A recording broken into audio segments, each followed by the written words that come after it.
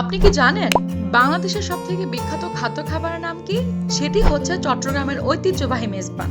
কেনা পছন্দ করে এই মেজবান। এর উৎপত্তি আমাদের চট্টগ্রাম থেকেই।